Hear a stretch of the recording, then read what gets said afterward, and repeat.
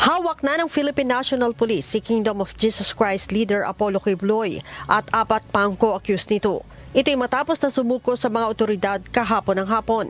Ayon kay PNP Public Information Office Chief Police Colonel Jean Fajardo, sa loob ng KOJC compound sumuko ang 5 akusado. Kinukumpirma po natin na hawak na po natin si Pastor Quiboloy, si Jacqueline Roy, si Ingrid Canada, si Crescente Canada at si Silva Semanes po. Nakuha po natin yung custody po nila around 5:30 this afternoon at mga bandang 6:30 po ay nilipad po natin sila mula po sa Davao papunta po dito sa Villamor po tayo lumabas.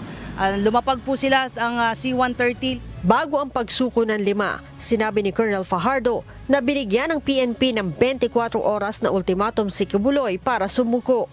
Kung hindi aniya ito gagawin ng religious leader, ay papasukin na ng mga pulis ang isang gusali sa loob ng KOJC compound na ipinagbabawal na pasukin ng mga otoridad.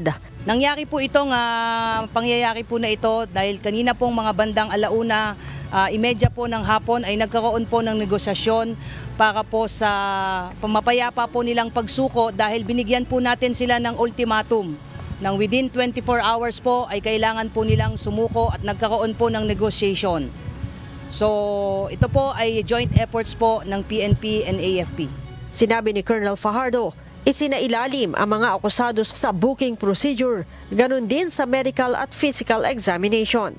Bukod aniya sa mataas na BP ng ilan sa mga ito, ay wala naman ibang naging problema. Mamaya, agad naman aniyang ibabalik sa Quezon City RTC ang warrant of arrest ng mga ito sa kasong child at sexual abuse. Habang sa Pasig naman, ang kasong qualified human trafficking. Inaasahan po natin na i-return po yung mga warrants of arrest doon po sa mga issuing courts, particularly dyan po sa Quezon City kung saan nailipat na po yung mga kasong naisampa po natin sa Davao at doon naman po sa RTC 159 po. Nagpapasalamat naman ang PNP sa payapang pagsuko ni Quiboloy. Si Quiboloy at 4 na iba pa ay mananatili sa PNP Custodial Center hanggat walang inilalabas na commitment order ang korte kung saan sila ikukulong. Leia Ilagan, humahataw sa balita ngayon.